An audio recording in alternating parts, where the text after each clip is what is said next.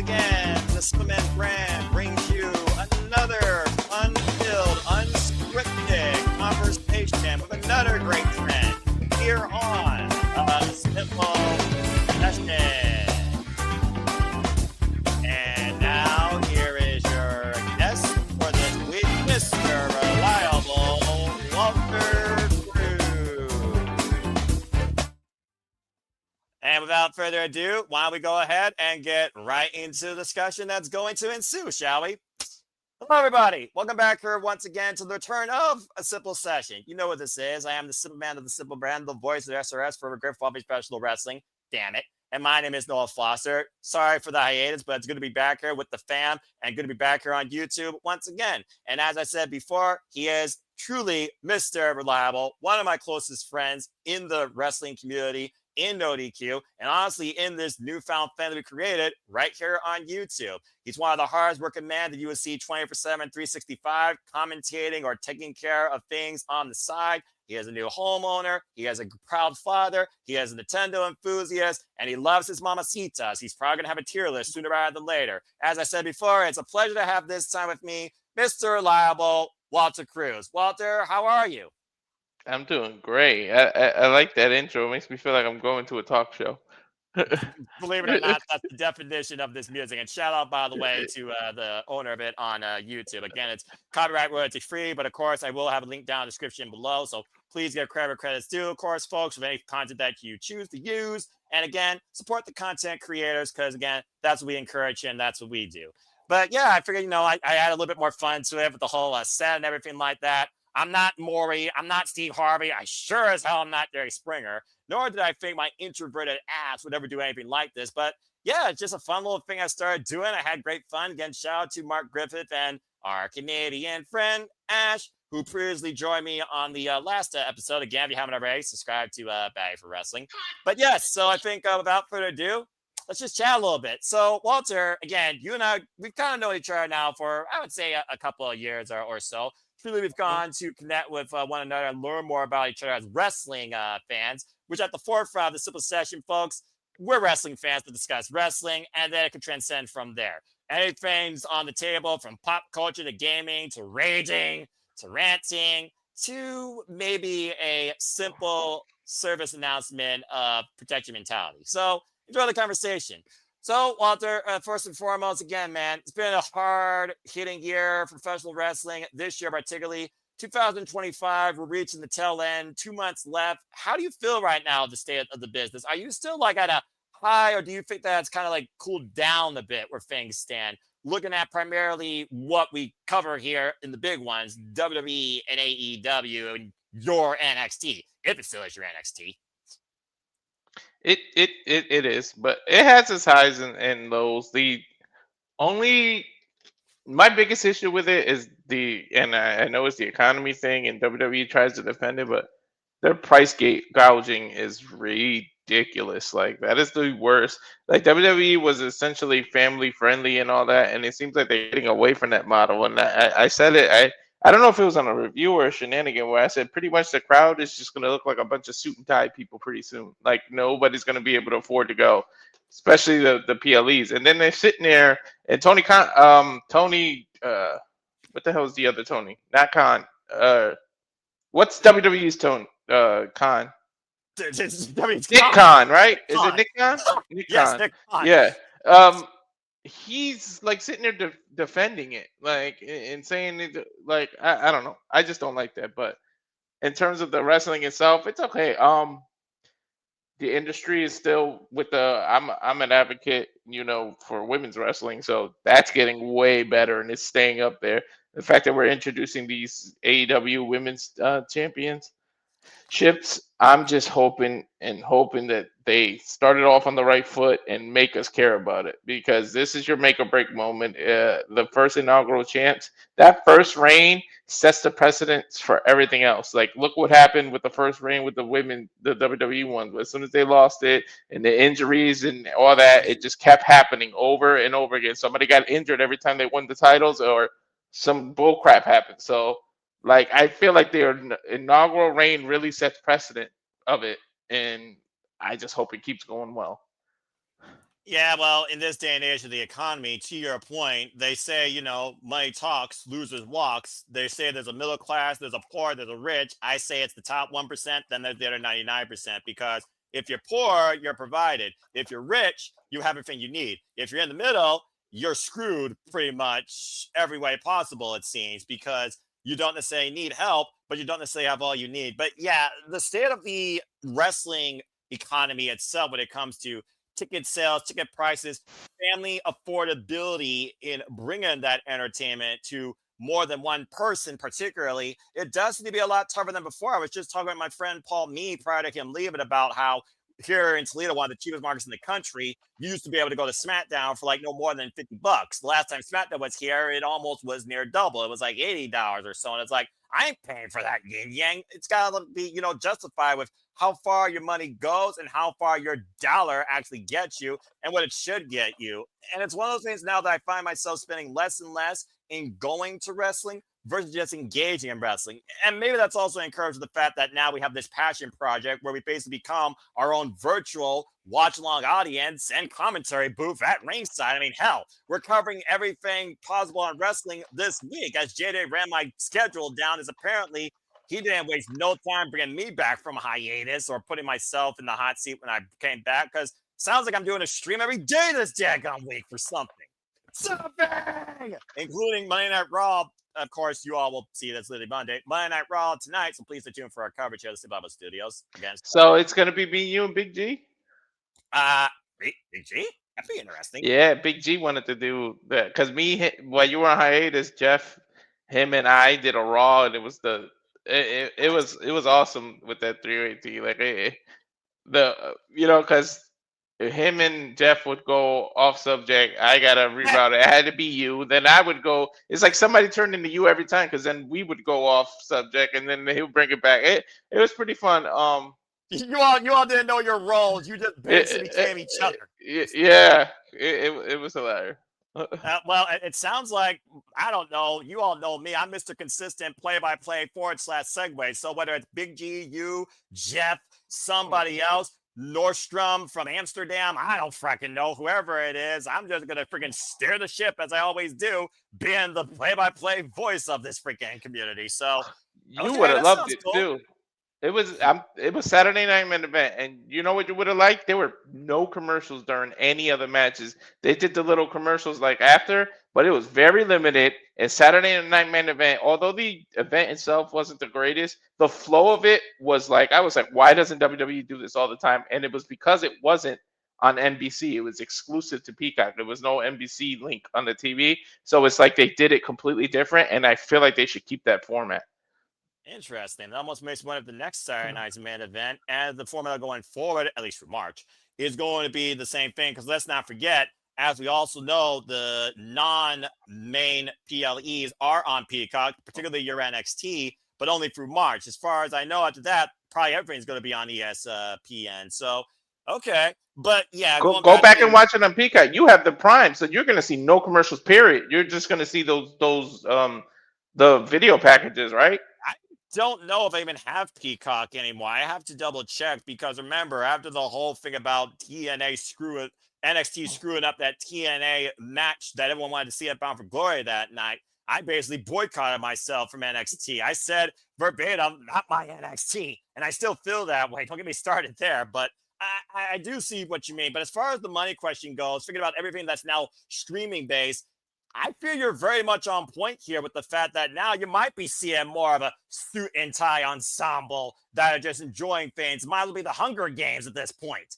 It is kind of scary to think about because, yeah, I heard that the attendances, I guess, have been going down lately at WWE shows because of the affordability or the actual interest per se. And I wonder if that's driven more by the prices versus the product itself. But either way, I'm just gonna say this: during my 2 week hiatus, I didn't watch no TV stuff, no AEW, no WWE, no NXT, no TNA. I watched the NXT Takeover live 24/7 stream. Then again, I was also down sick for 3 days straight in bed, so I had no choice. And I watched New Japan and Stardom, and I have the whole Marigo show, by the way, if you want to talk about that later and how we could at least look at the last match together or some way, because I have my sources.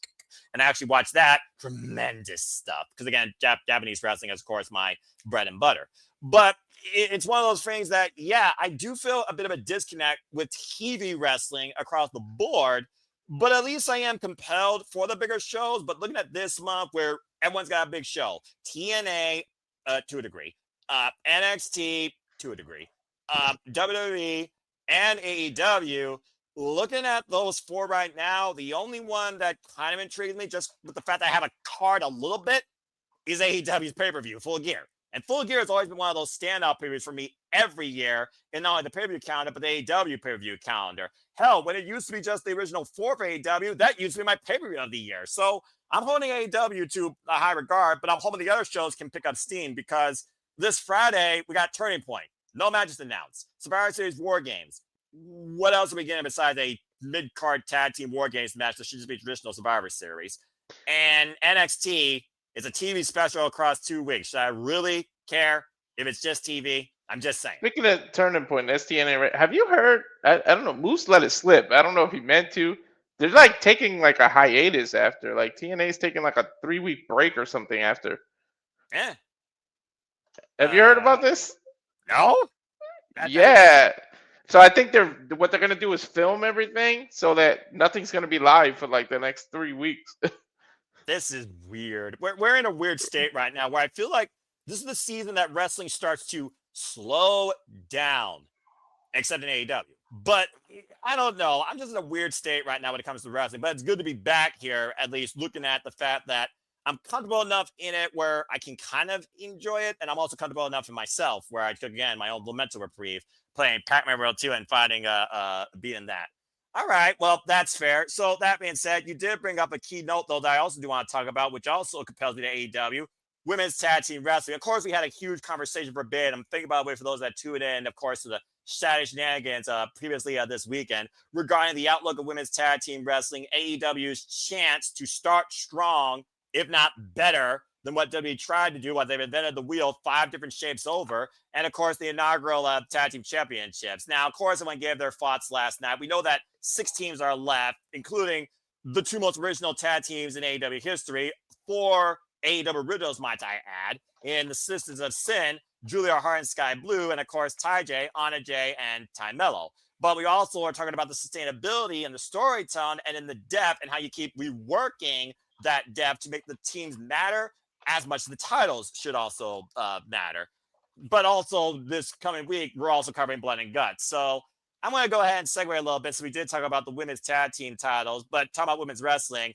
Hey, Walter, what is it about women being involved in wrestling that is so compelling? And why is it that AEW, the women don't play? They fucking bleed.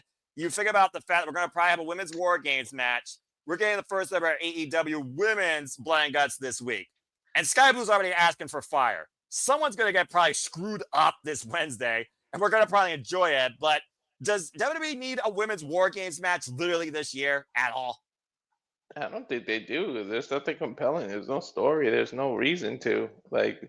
But in terms of what's compelling about the violent, I think what it is for me is, I'm 42. I grew up in that era where women were just eye candy, and they didn't get to showcase their athleticism. Now we can see women just as athletic as the men. I mean, look at Jade Cargill. You know what I mean? Look at the Juggernaut. Look at these people. These people that are like 2% body fat, and the rest are just straight muscles on women, and they could do. Right. And they're allowed to not go out there and just slap each other and have 3-minute matches. And now it's literally not to steal the name of their PLEs, but it's evolved. It really was an evolution, and I love this. But yeah, the fact that they are allowed to have hardcore matches, have these kind of steel cage matches, not sitting there in bra and panty matches, like, so they actually get to show what they're capable of and what they spent their hard-earned money in training and developing and everything. They and the fact that they come from different backgrounds. It's not pure wrestling. They come from volleyball, they come from other sports, basketball, they come from weightlifting, they come from all these different dynamics, and now launch them into wrestling. Like, I mean, look how many men came from the world of football and turned into wrestling. So it's like other athletics can lead into this. So it's good to see the women profiling this. But in terms of the WWE, I don't feel like they need a women's one because there's no story to it. They're just gonna randomly put 10 women together. It is like it makes no sense right now. In terms of AEW, yeah, give us that blood and guts. And I feel like any pay per view, no matter what, even if there isn't no story, people criticize AEW for their storytelling. Regardless, it's like DoorDash; they deliver. Every pay per view is just straight delivery. Yeah, that's a good reference, but also you're not wrong, and I do rate them 5 stars. But yeah, it is amazing to look at the outlook of the dynamic that women's wrestling brings across the board. But actually, what AEW has evolved this year in their women's division, you think about the 12 women that are going to be involved in those 2 rings, 1 cage with an actual roof, by the way, structure, and also the dichotomy of the women in there, from youth to experience to MMA background to amateur wrestling, etc., to former hardcore champions. Again, AAW, Sky Blue, hello. It's just one of those things that I am just very happy to see what the AEW women's division has become and blossom. And honestly, I look at this 3-match show that looks like it's going to be for 2.5 hours this Wednesday. I just need the women's blood and guts match. And I'm like, good night, everybody. I'm good for the rest. But to your point, yeah, it's a different outlook where everyone thinks that everything in wrestling needs a story outside the match itself. Brian Danielson said it best. What we do in the ring is the story at the forefront. Without that, you might as well just be listening to an audio book for Amazon. You might as well just be watching Wrestling Blind, figuring out, okay, this is happening, this is happening, this is happening. What do you not mean about the bell to bell mattering in telling a story is beyond me if you don't think that adds anything in bringing you a narrative. You're foolish to think that. Sometimes in wrestling, you just need people kick ass, bell to bell, until someone's will is broken or they decide to stay down for the 3 count. Because let's be honest here, some people are bloody nuts. They refuse to. And Tony Storm, she's the craziest bitch across those 12. And you talk about the dynamic of women, body fat versus muscle. Dude, how much muscle does the AEW women's division got? People like Megan Bain, for example, and Chris Statlander that are going to be on opposite sides inside that freaking structure. So it's amazing how much the women also put some men to shame when it comes to their body health. Ugh. So it's amazing to see what AEW has definitely created. But yeah, I don't think WWE needs a women's war games match. I'll be honest. I don't think the main roster has had a compelling, realistically booked women's war games match since Black and Gold NXT. In all honestly, like I know they have war games in that Survivor Series. What they should have done though was, I mean, you could have used NXT, and you could have did the Iron Survivor of a woman's during the Survivor Series. Like instead of making it have a woman's and a men's Iron Survivor, and then the pay per view for NXT could have just been Iron Survivor men, and you could make it a long ass match, and actually no, you know what I mean, make it longer. So you could have showcased your NXT talent. It would make more sense to do a, NXT one than a regular WWE because there's some story developing in NXT where the women are all rivaling each other, and what you could have did was have Kelani lead Team TNA versus Team NXT and did that in a War Games match because all the women have kicked. I know you haven't been watching, but all the women have kicked Kalani James out of the locker room. They're saying she's a disgrace she's a disgrace to NXT because she's holding the TNA title. Now you could have had her go and look for TNA talent to do the whole NXT versus TNA, and you could have did that in War Games. That would have made more sense if you did that with the women. It sounds like Kalani Jordan's alienated herself from both TNA and NXT, though similar to Trick Williams, God help me. So it's almost like she's on an island of her own because all she cares about now is being selfish, being relevant. How are you relevant? You have a championship. What happens if you lose the championship? Not only is she irrelevant, she's an outcast on both fronts. So it's almost like Kalani Jordan's in a no-lose situation. She has to preserve that championship. And I can kind of understand where she's coming from right now because, yeah, you're right. But at this point, she's alienated herself. She's both enemy to home and away teams. So, Kalani, good luck on your island of one. I hope you enjoyed ruling a nation of They yourself. Talk about they Miss forced Miss her. They Narcissistic. forced her into a triple threat. She has to defend against Laylee Ling, and I forgot who the NXT person is. So she I has to believe it defend was it. Jordan Grace because that's TNA Grace. faithful. Yeah. I did hear Cinderella because I kept up with highlights. I wasn't completely blind to everything. I just didn't watch any TV or anything. Thank you, by the way, to W Matches on YouTube and my secret sources for keeping me up on the stateside things of professional wrestling. And again, fuck television.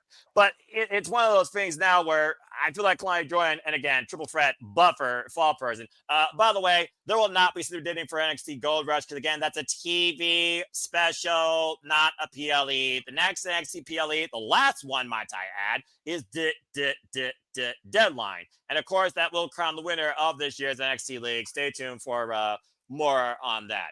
But the outlook of women's wrestling, being masochists, being muscle beefcakes, being pure athletes in the ring. Shout out to Dion Peraza, Serena D. Please be my finals for the Ring of Honor Pure Championship. Whole different conversation for another day. Being, somebody that's more than just a showgirl, a showpiece, a valet is a beautiful sight to see across the board. But right now, looking at the women's scenes in wrestling on the Western Front, I primarily care most about AEW. But I do think, again, WWE with Stephanie as a champion, they need to do something with the likes of Roxanne and Lyra, and when she comes back, Zoe Stark and Ivy Nile, for that matter, to really reset that division. And Lord knows they need to do a whole overhaul with the SmackDown one. And as far as your outlook of NXT and TNA having their, if they didn't do the whole proverbial showdown show, I would have liked that idea, but let's call Ace of Spades what it is, bro. NXT is the soft combination of fusion, of Raw and SmackDown at this point. It's not an alternative like it used to be when it was a passion, revolution, movement project in the black and gold days. It's a similarity, and they're trying to assimilate TNA into the picture. Pretty much. Anyway, that's enough on all that. But yeah, I'm just happy to see what women's wrestling become, but especially what AEW's women's division has become. And I got high standards for Full Gear, to your point, because again, it's always been one of my higher pay-per-views. As far as Blood and Guts go, I just pray that Sky Blue doesn't light herself on fire because the woman wants fire, and Kyle Fletcher is even worried, and Kyle Fletcher is her partner. So just saying. All right. I can't wait till we get to Monet Statlander because I feel like Statlander is going to finally put a stop to Monet. Please and thank you. Stay tuned for predicting AEW Full Gear, folks, where I will have my own little report on this match and Mercedes Monet perspective of becoming Ultimo Monet with the richest prize in the AEW Women's Championship and why it shouldn't have it, what I truly think of her in case it does have it in AEW for that matter. But again, that'll be next week because I have a feeling this November is going to put me through hell because now I'm back full time. Lord help me. All right. Well, fair enough. Well, as we move away from women's wrestling and looking at the outlook of November, let's go ahead and look at the other perspective, men's wrestling. CM Punk, World Heavyweight Champion. Damn it. It just doesn't feel like it matters or it should matter to me at this point because, again, it wasn't Seth. It's freaking press the button and break glass. I just don't know necessarily if I can buy into it right now and if it actually makes me care about Raw. Now, according to what I saw, it sounds like they're going to feud him against Logan Paul. So I guess that's an original program, but almost sounds like it'll be a post-WrestleMania program. But I almost feel like we're accelerating so much that am I actually going to care about this? And how does this fit into War Games? So am I to believe that Logan Paul is going to lead the division now in the War Games against Team Punk? What's going on here? Like, fill me in on this situation. And before I get there, I also want to say this real quick with all due respect. Jade Cargill has no competition on SmackDown. Is she ready to be champion? And can she be a sustainable, worthwhile, watchable champion? It sounded like her match with Timothy Stratton was the most underwhelming fan Saturday main event thanks to the W matches gave me a clip that was less than 7 minutes. Now, truth be told, Timothy Stratton was injured, and I don't know the extent of her injury, but I don't know if I can buy Jade being a selling point of a champion in WWE. Just saying. I don't know. I'm just glad that bitch is back. She literally said it on SmackDown. She said, "I'm that bitch." So she's bringing that bitch character to WWE TV. Hopefully they let her Yeah. do it the right Well, way. yeah, about to say you're asking WWE to do something right, and 8 out of 10 times they don't. So we'll find out later. But anyway, but yeah, folks, again, wrestling, it's a weird state right now. There's some things that are exciting. There's some things that are scratching my head based on what I know. And again, the opposite goes to Walter. But that's the dichotomies when it comes to professional wrestling. Damn it. So there you go. Well, anyway, as of course, we also like, not only do wrestling, we also do some gaming. I did, of course, brought up the Yu-Gi-Oh! Stuff, and you brought up Yu-Gi-Oh! Prior to this, and Lego Mm. games and all that stuff, and whatever. You're also an avid gamer, but you're also a Nintendo head. So I'm just gonna ask you straight up: are you as big as a Nintendo fan as Aaron Riff and Caitlin Bella when it comes to friggin' Mario's and Zeldas and Donkey Kongs, or is it just about the party games? Like, what's your video game background at? I play everything Nintendo except I'm not big into the Zeldas, but anything Mario, yeah. Um, I really used to like adventure games, but man, original Nintendo had this game called Legendary Wings, and a lot of people don't know about it. It was one of these. It was this weird thing where you both these angels, and you were like in the sky shooting all these enemies, and then like a big stone template mouth would come out, and if you end up getting sucked in by that, you go into this whole different world. It was like it was the weirdest game, but it was the most awesome game. And I remember playing that with my brother a lot back when we were younger, and he played it before. But he's 7 years older than me, so he got out of that phase and never got back into it. But That's fair. I mean, I vaguely recognize it, but the only game I pick up like an angel when it comes to Nintendo, it's Kid Icarus. But it yep, sounds compelling. See, I didn't grow up Nintendo side. I'm a Sega guy. Sorry. Bottom line, I grew up with a Sega Dreamcast, Power Stone, Crazy Taxi, and Sonic Adventure were three of my first games before I went full on into the PlayStation saga and didn't mess with Nintendo since the Game Boy Color until I got the freaking Switch and played the freaking Legend of Zelda Breath of the Wild. But I do love a compelling open world sandbox, mostly humanized if I can, open world narrative game. I hate online gaming personally. Anything involving co-op and freaking, team MMORPG, power to the soloist. There's a reason why I walk alone in this adventure, all right? Straight up. yeah, I do like. Oh my God, you said something that triggered something, and now I forgot it. Nah. Well, Oh, anyway, I play. Nintendo, I Sega. I do like team thing, like Mario Party. I think I play Jamboree like at least That's every a day. different that's a Yeah. different team facet because that's Mm. more competitive team play with friends, unless you're that desperate to actually play with like a random stranger online, like a Mario Kart Grand Prix from Japan Do where you you get your have ass. Nintendo Online? Because we might have to play Jamboree. I don't, but I certainly can get it, and I've had it before. And I don't know if I have Jamboree because the Mario Party games started going together. You had Superstars, you had the weird one with the three boards that was absolute crap.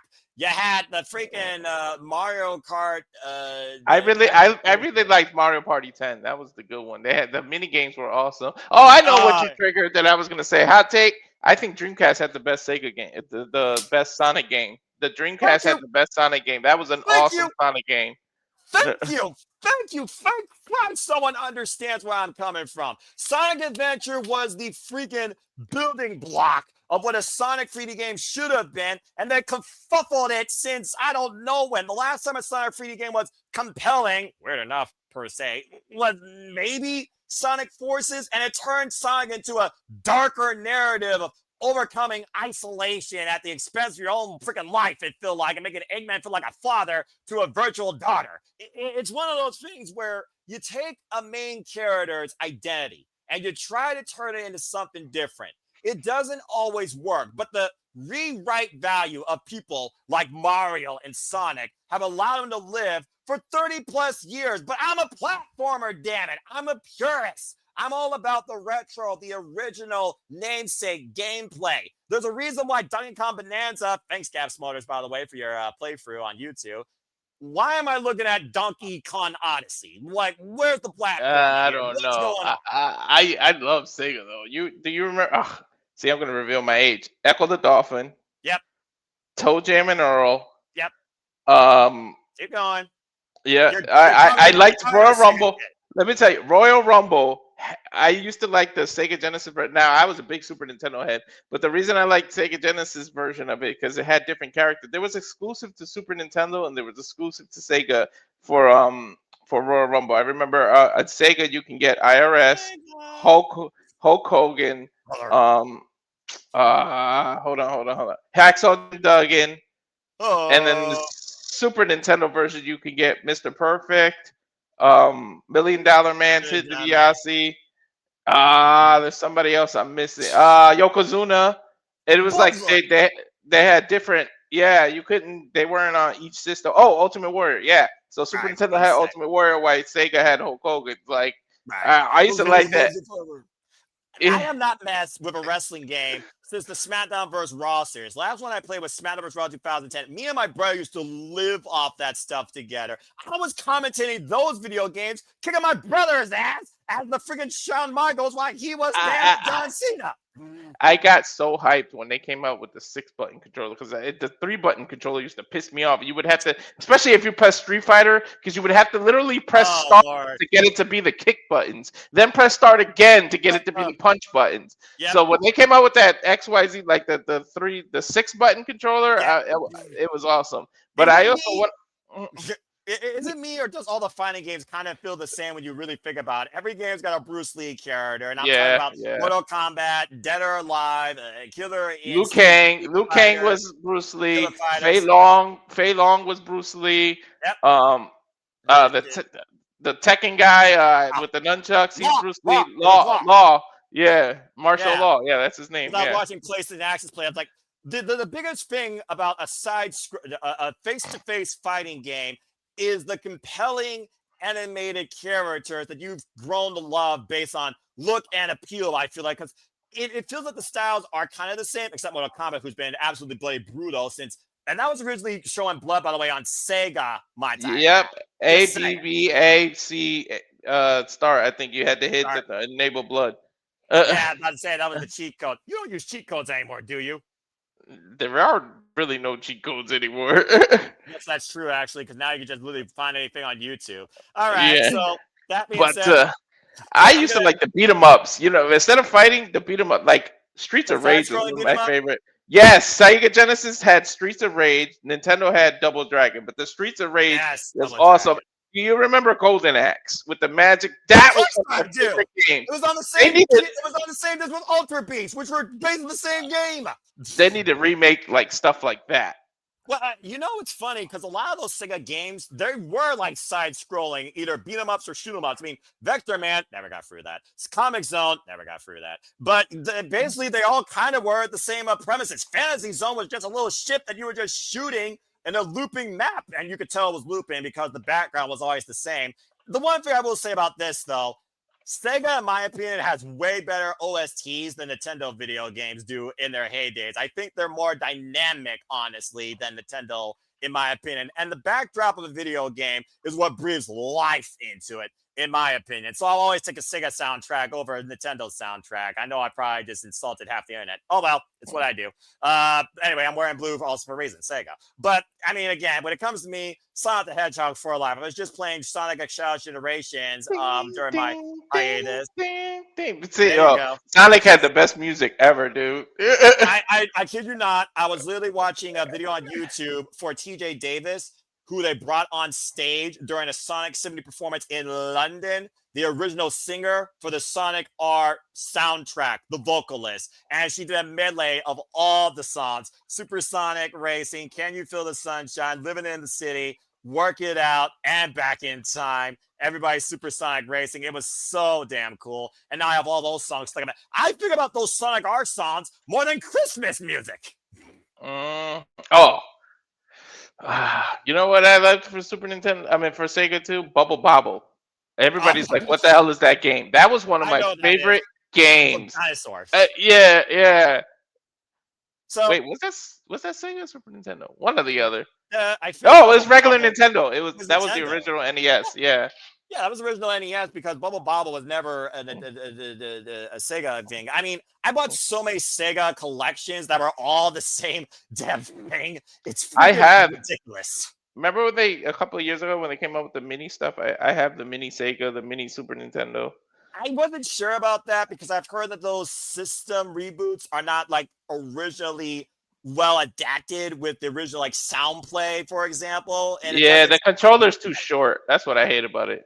But you But I know mean, it's what? like a plug and Since I'm play close to controller. this TV, I can hook it up now that I think about it. There you I'm gonna go. hook it up. Different way to play. I mean, I used Yeah. to get the plug and play controllers with a single joystick that plugged in via RCA, the red and white and the yellow cables. And my mom and I used to play the Nintendo one, the Atari, not no, your Atari, Mhm. botched, the Namco one, the Atari one, the Frogger one. I want an original Frogger game, like Frogger He's Back from 1990s. Enough of this stupid Bossy Castle When crap. I come into some money, I'm getting there's a Frogger. I subscribe to this arcade thing, and they send me. You can get the arcade cabinet original for $499. Bing, bing, bing, And bing, bing, bing, bing. Well, I mean, when yeah, I because get it, I'm telling you, especially if you ever get the fly out here or everything, and like I well, got we'll an see with extra that. room, you can hang out, you can do whatever you want. I'll take a week off of work and we can just game, dude, and do some streaming from here. All Or I I could know go is to Toledo because it might be cheaper for me to go out there. I say it might be cheaper for you to come out here, and we got a sports bar card to reset. If nothing else, bowling alleys with Daytona. But Oh my anyway, God, bowling alleys with Outrun. Remember that racing game? Every bowling I alley have had Outrun. Outrun. I have Outrun No, 2006. Dude, I mess with emulators. I have Outrun 2006 and Frogger He's Back for Duck Station, literally right here on this computer, and Sonic Heroes. So I get it that. was not. Sonic Heroes are right too. I It think. was not a bowling alley if it didn't have Outrunner in there and the Terminator cabinet with the Yep. guns that you shoot. Every bowling alley had those two games in Well, it. well, now the bowling alleys have this. They got skee ball. They got Daytona. Sorry, I got that stuck in my head. And now they got Jurassic Park shoot 'em up apparently, and the basketball free throw nonsense as well, and some sort of Nerf shooter, which I'm like, okay, that's a thing. All right. Well, that being said, Walter, I'm going to put you on the spot here. We all are gamers with guilty. Let's just call it what it is. Guilty secrets. We got a backlog. What's a game in your backlog you either have yet to play or yet to beat that you're a little bit annoyed by? I never beat the Ninja Gaiden, not the original ones, but the Xbox versions and the PlayStation 5 versions. The second and the third one, I never beat it, and it annoys the shit out of me. I went back to go play it the other day, and I can't pass this boss. I cannot. It's fucking it's too much, man, and it annoyed the living shit out of me.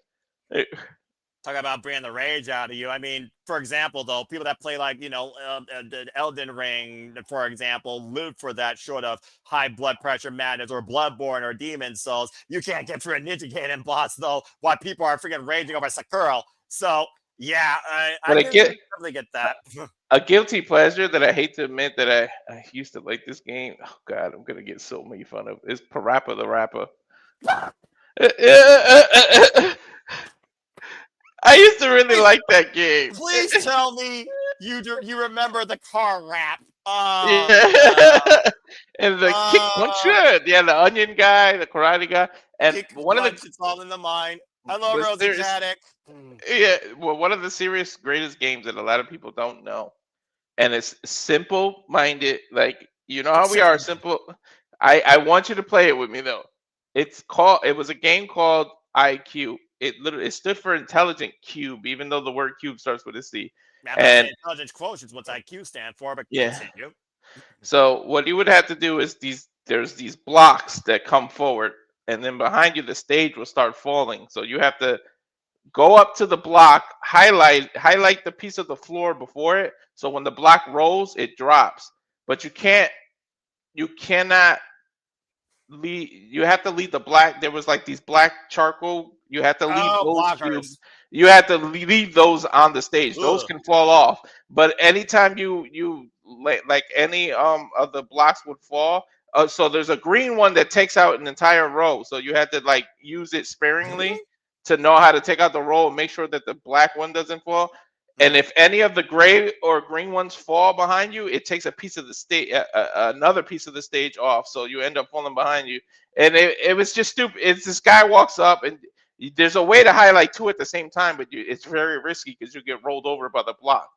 It was one of the greatest games, and people are like, "How do you like this?" But and then it gives you your IQ at the end of it. But depending on Yeah, how far because you get into it, it's a mental game. For people that yeah. don't know, IQ is not based on simply your intelligence from a literal or trivial standpoint. It is the way your mind works. It's almost like doing calculus. Okay, I'm gonna go ahead and teach people here. I'm not Matt Strager, but I am right now your simple professor. The thing about calculus is not about how you solve, it's about how you prove. It's about theorizing versus problem solving. There's a different way that the mind works and adapts to find a way to complete a puzzle versus simply showing you a solution. It's like math. There's a reason why most math, well, in this day and age of education, most math classes still should be compelling students to show their work versus here's the answer. If people simply gave the answer to everything without context to it, how can we proofread anything that's wrong and improve it? That's how modern engineering is supposed to work. And technically speaking, engineering in itself is an IQ of its own.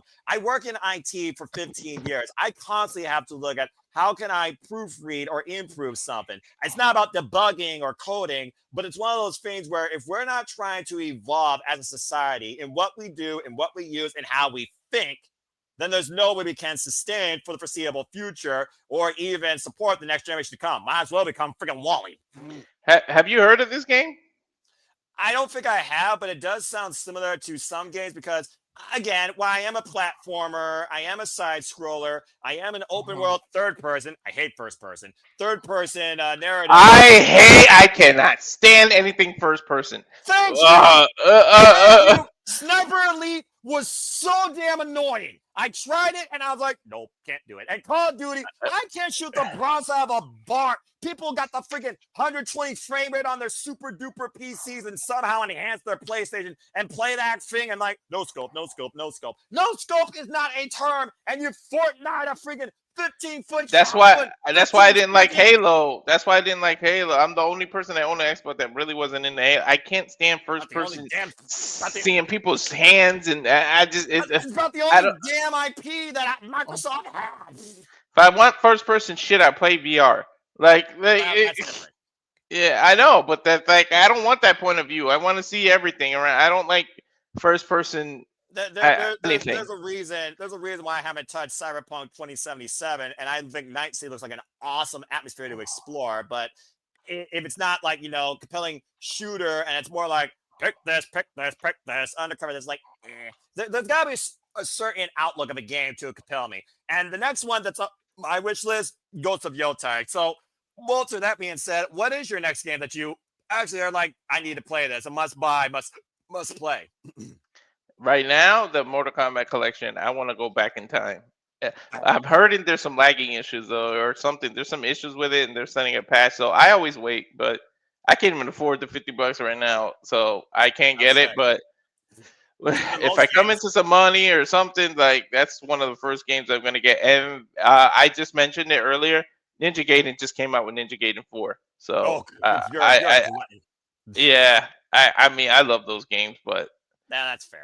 I never pat. I beat the original Nintendos, the 1, 2, and 3. But when they remade them and made them difficult for Xbox and the PlayStation 3 and stuff, I'd never beat those.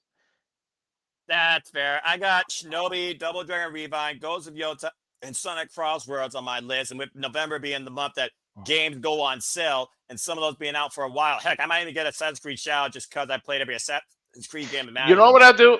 You don't know what IQ is, so what I'll do is I'll set it up. We don't have to record or anything, but we'll come in here and StreamYard, and I'll show you me playing it so you can see the game. But it'll be addicting. That game is addicting. If it's one of those things where it's like elevated, got to touch all the squares like Q*bert was back in the day, it sounds like it's right up my alley because I played Q*bert back on my Dreamcast. People probably don't even know what Q*bert is. And of course, again, I am a diehard Tetris fan. So if I get in my zone, in the Tetris zone, I'm going to drown out the world and just keep going until I can't go no more. I've reached speeds of 15. So again, that's a whole different conversation because I don't focus on trying to get 4 lines at once. I just focus on keeping my board cleared as much. The one game I never understood, though, was Puyo Puyo. Puyo Puyo confused the fuck out of me because it's like putting droplets together versus lines and the droplets drop on each other to form others. Like, I never got far in Tetris, and I No, never got far in Pac-Man. And hot take, I like Mrs. Pac-Man more than Pac-Man. I don't know what it was, but I liked Mrs. Pac-Man. I think it came down more to the maze dynamic versus the fact that Pac-Man was the same maze, just a different fruit each time and a shorter power pellet. But again, there's a reason why Konami, Namco, Capcom, Atari, and Nintendo and Sega have their key IPs, the nostalgic gaming library, still remastered, repurposed, game on, and live to this day. There's a reason why Sega's reviving some of their classes, including Double Dragon, starting with some other stuff. But the bottom line is this: to everyone their own game, to everyone their own wrestling outlook, to everyone their own simple conversation, and to everyone their own person. And that being said, as we hit about the 45-minute mark, I think this is a nice way to conclude this little conversation. I hope everyone enjoyed this simple session where we talked about wrestling, women in wrestling. Didn't really rant, but you got an outlook on our thoughts on gaming, what we play in games, what we like to do in games. And stay tuned, because some of our friends here at Silver Studios might start their own little pop culture podcast, the ladies of the Silver Studio. So stay tuned for more on that. But I hope y'all enjoyed the conversation. Stay tuned next time, where we're going to morph up with my mighty Morphin Nola, TNA faithful friend. On the next listening session, it will be Datilla joining me for a conversation. And who knows what sort of mischief we'll get into when it comes to TNA, Power Rangers, Yu-Gi-Oh, and maybe learning a bit more about her elegant personality. Why she calls me Mr. Elegant. No, thank you. But anyway, I hope that you all enjoyed this conversation. Stay tuned again for the Silver Studios throughout this entire week as we keep you in tune with coverage of all the wrestling, as well as Monday Night Football with Stat Boy Mike in the evolution of what is the Stat Boy Sports Bar. And again, you want to find me, you can find me on Fox916 on the X and on YouTube. If you want to join me for a simple session, just find me and I'll be happy to have you. If you're an open-minded individual that cares about each other's mentalities and enjoying life and enjoying wrestling, I'd be happy to have you here for a simple session and a polite one-on-one, open-minded, fun, off-the-rails, unscripted conversation. All right. And of course, that being said, is again, Mr. Reliable, always works 24/7, 365, all the time, multiple ways, day and night, and night. If you haven't already, follow him at Rage of Wrestling. That's Walter Cruz, Walter Alex Cruz on the X, and on, of course, Instagram, Walter.Cruz.940. As Tiffany Rivers will tell you, get it, got it, bueno. So if you don't listen to me, listen to La Princesa, simply put. As I said earlier, she's in the jazz of her YouTube, so I'm always going to plug our Canadian friend Ash. I want to see her get to 100 by the end of the year, so don't be a dickhead. Subscribe today to Batty for Wrestling. Become part of Batty's Army today at Batty for Wrestling. That's our Canadian friend Ash. You can find her on the X and on YouTube at Shout Bad Axe. She also is involved with Wrestling with Tism, with other friends here at Jay Hebert Side 95, of course, James Hebert, amongst others. Follow James's documentary and so much more. And again, you see the avatar. I'm going to go ahead and flash, of course, the people's names up above here so you can find, of course, all of us here in and out of YouTube amongst the Simply Reliable studio. So if you haven't already, check us all out. We're right here on YouTube. We're right here on the X. Support my friends. That's what it's all about at the end of the day. It's not about me. It's about them. But also it's about professional, still fully recovering, wrestling. Damn it. I don't know if I'm on the Noted Q review this week, so stay tuned for more on that. But I'm sure to rock your week with constant watching line coverages. I believe I'm on the call for Monday Night Raw. Definitely will see you Wednesday night for AEW Blood and Guts. There will be predicting for TNA Turning Point Thursday night, 10:30 p.m. Eastern Standard Time for the second to last event of the TNA Predictions League. And of course, we'll be covering TNA Turning Point on Friday. And then I'll be back here Saturday with another rousing edition of your weekly moderate conversation of wrestling matters. That is the Saturday Shenanigans. Whether or not I'm in the host seat, you'll just have to wait and see. Thank you to those that tuned in, by the way, to the last episode on Saturday. And of course, next week, as the holidays continue to bring a feast of content galore, we'll be covering more Monday Night Raw. I believe we're covering NXT Gold Rush. They'll be city predicting for, of course, AEW Full Gear and WWE Survivor Series War Games, of course, to come.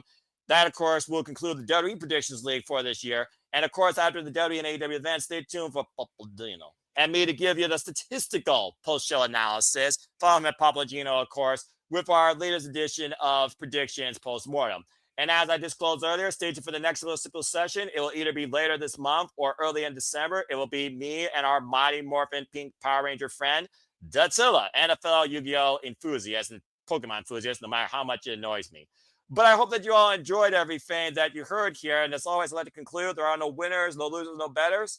Just fans and friends with opinions for this passion we all share. Various passions, as you heard here. So at the end of the day, folks, support one another, respect each other, protect your mentality too, treasure your families, just enjoy life and enjoy professional wrestling, and be polite, but also casual in your gaming. Don't rage quit on a boss. You'll live better. It's as simple as that.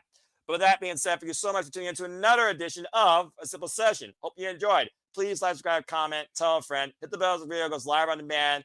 Of course, this will be your channel or any of the channels as you saw scrolling across here for the Simple Albert Studios and across the X. Hit the subscribe button, especially for my guests here, Walter Cruz. And as I said before, Batting for Wrestling. I assure you the passion, the content, the creativity is not going to let up anytime soon. Well, Walter, before we conclude, because this has been fun, I'm sure we can go into overtime if we wanted to add more coins to continue this, do further video game talk and wrestling talk. Are there any closing remarks you want to take away from this simple session or any encouraging thoughts you want to share to anybody that watch regarding just being yourself, enjoying wrestling, and being careful with rage quitting on bosses in gaming? Just keep up the gaming, love yourself, respect one another, and just subscribe. I really need subscriptions. Like, if people can get me up there, I would really appreciate it. And that's about it. Just love each other. You never know when that time will come to be sad. Like, and so much is happening around me. So just try your best to be happy when you can. Amen for that, and God bless you, and prayers forever you go through. And again, folks, no matter what you face, no matter how you feel, you are never alone, and you truly can have a simple conversation with anyone on anything if you try. Until next time, for Walter Cruz, I'm Noah Foster. I hope that you all enjoyed another rousing conversation. Until next time, where I'll see you tomorrow night for Monday Night Raw, and we will see Cena one more time before the last time. Make a positive impact in life. Have a good night, and thank you for tuning in to another rousing conversation that truly was a simple session. Have a good day, folks. Walter, thank you. It's been a pleasure.